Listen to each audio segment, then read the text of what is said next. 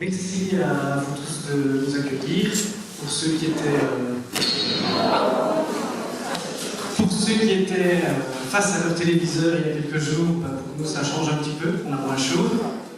Mais aussi, au lieu de ne pas vous avoir entendu jurer derrière votre télévision ou rire ou vous poser une question, vous allez pouvoir le faire en direct. Merci pour cet exercice de live avec le public. Alors vous présentez plus. C'est donc une liste d'ouverture qui allie des candidats socialistes, Isabelle Evrard et moi-même. Isabelle est au conseil communal depuis 2006, j'y suis depuis 2012.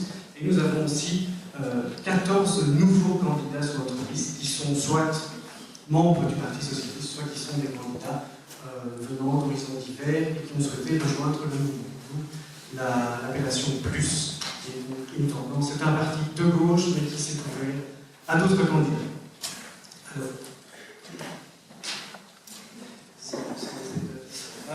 Moi, je voulais vous parler avec Isabelle de 4 thématiques: énergie, commerce, logement et terminé par la participation. C'est pas parce qu'on est sujet dans le dernier, mais ça vous permettra de comprendre après avoir parlé de sujets concrets.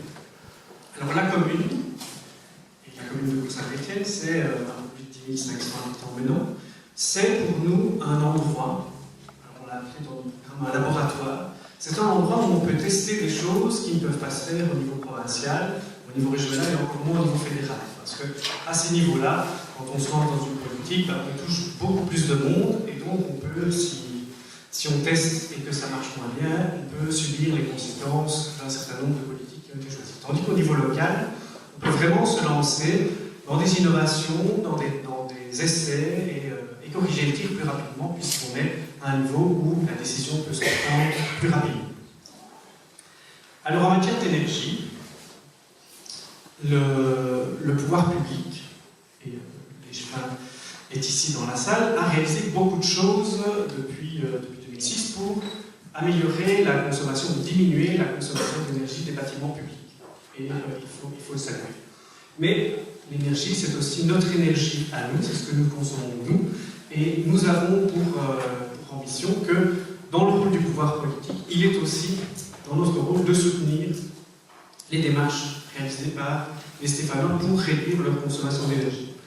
2 projets concrets, et puis on pourra en discuter si vous le souhaitez.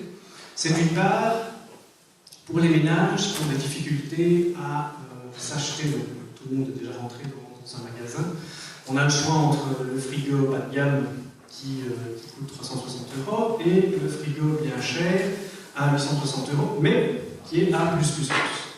Et bien, qu'est-ce qu'on fait? On ouvre son portefeuille, on regarde combien on a sur la carte de crédit, combien on a dans le portefeuille, et en fonction de cet élément-là, on achète celui qui va, au final, pendant les 5 années suivantes, nous faire consommer énormément d'énergie, mais c'est celui qu'on peut se permettre avec notre budget, avec notre revenu. Et donc, ce qu'on souhaite, c'est que le pouvoir communal soit aussi là pour aider, au travers d'une prime communale, les ménages qui ont des difficultés à s'acheter du matériel qui, sur le long terme, va abaisser la facture d'énergie, va les aider au cours de l'année à, finalement, faire des économies, mais aussi à augmenter leur pouvoir d'achat pour faire d'autres achats qui sont bien plus importants, comme la nourriture, l'école, enfin les frais qui sont liés aux enfants, et ne pas se concentrer sur ces factures énergétiques. Pour l'ensemble de la population, puisque là c'est un projet qui concerne les ménages un peu plus modestes, on a aussi la proposition, et on l'avait déposée au conseil communal il y a 1 an et demi, de créer finalement, et on voit dans la salle, vous êtes mobilisés, vous êtes là, vous avez envie de vous bouger pour votre commune, un challenge énergie. Et donc c'est finalement la diminution d'énergie dans les ménages, c'est par l'application d'un certain nombre de petites pratiques, de petites choses, et chacun, dans sa propre maison, doit fonctionner différemment de son voisin pour faire réduire sa facture d'énergie. Mais le fait... J'ai pas bougé. Mais le fait de passer par ce challenge, c'est finalement vous demander, en début d'année, de faire un relevé de compteur, et puis au niveau de chaque mois, en mettant en œuvre les pratiques que vous souhaitez faire, par exemple diminuer la température du chauffage d'1 degré sur une année, ça réduit la consommation d'énergie, c'est de récompenser les meilleurs, les champions en matière d'économie d'énergie à l'année suivante. Et donc le challenge, c'est vraiment vous faire mesurez vous-même, par vos propres actions, ce que vous auriez réalisé en mettant en œuvre un certain nombre d'économies d'énergie. Et l'année suivante, eh bien, au niveau de la commune, c'est d'une part faire profiter à l'ensemble de la population de toutes ces petites choses que vous auriez mis en place chacun chez vous, donc c'est une communication de l'ensemble de la population, en disant moi, j'ai fait une économie d'autant de kilowattheures en diminuant le chauffage de degré, en rationalisant telle et telle économie, en éteignant toutes les prises de soir, enfin c'est toute une série de choses, et ça permet au reste de la population d'être informé sur ce qui peut se faire et donc de sensibiliser la population à ces éléments.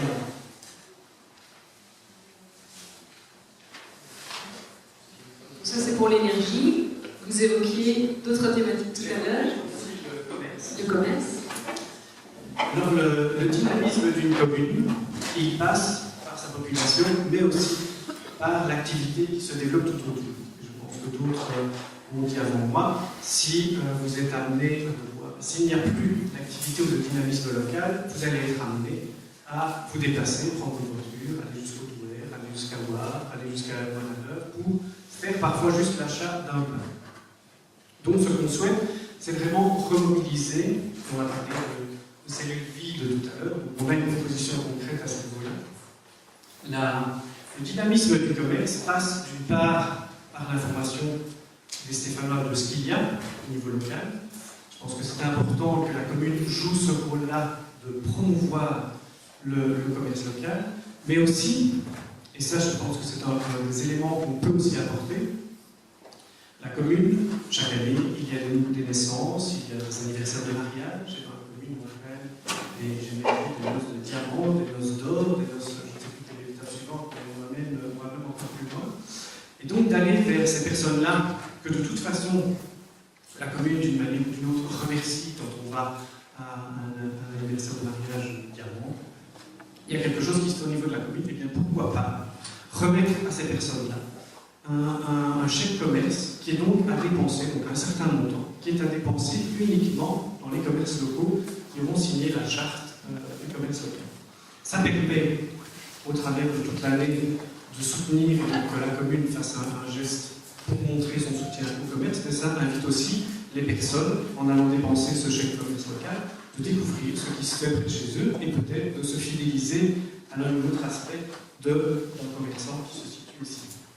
Je me permets de vous interrompre. On a une monnaie locale ici à Mont-Saint-Étienne qui s'appelle le talent, en transition en fait étant des porteurs de projets. Je ne vous demande pas de répondre maintenant parce que je pense que c'est intéressant qu'on entende l'ensemble des listes sur cette question-là. On va garder cette question-là pour tout à l'heure, mais ce serait évidemment une des possibilités pour soutenir le commerce local.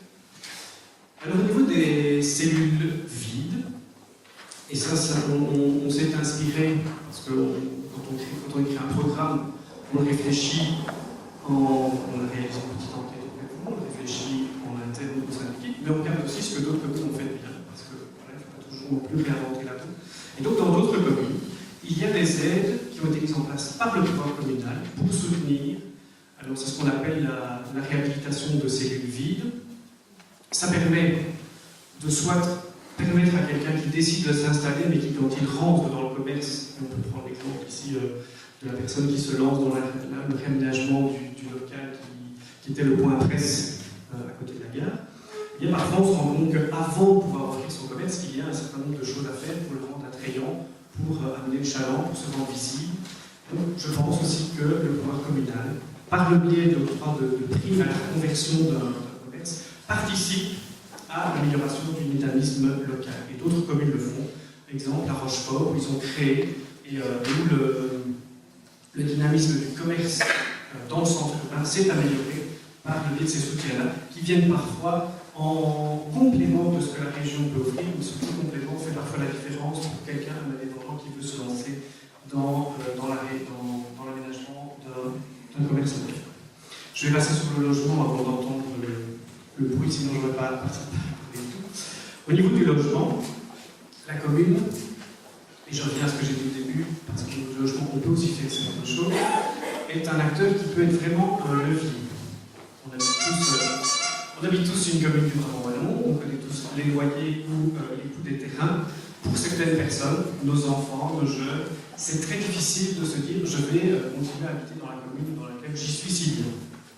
Et donc on souhaite vraiment imposer aux promoteurs immobiliers qui continueront leurs travaux sur Henrico II ou qui pourraient, si le projet passe Val-de-Croix, construire du logement, et bien imposer par les charges urbanistiques que dans la création d'un certain nombre de logements, par exemple de centaines de logements, il y en ait un certain pourcentage qui soit mis en location ou en vente à des prix convenus à la base avec le promoteur, donc à des prix beaucoup plus abordables que le reste du marché. Je pense que vous avez tous vu passer les prix des logements sur Henrico II. Alors tous ces éléments-là, je termine quand même par la participation citoyenne. On souhaite, et d'autres l'ont dit, notre rôle, on n'est pas là du 14 octobre au 13 octobre 2024 sans continuer à rendre des comptes à ceux qui nous ont choisis, à ceux qui nous ont donné les clés de la maison communale, pour ceux qui les auront.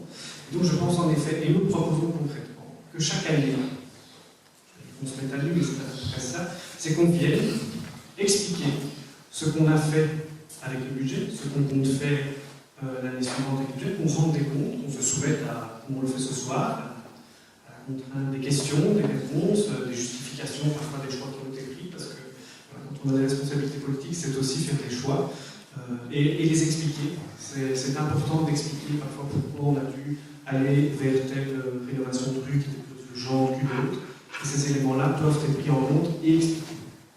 Le budget participatif, ben là, on rejoint les propositions écolo. On a aussi cette proposition-là dans notre programme. Et je m'arrête.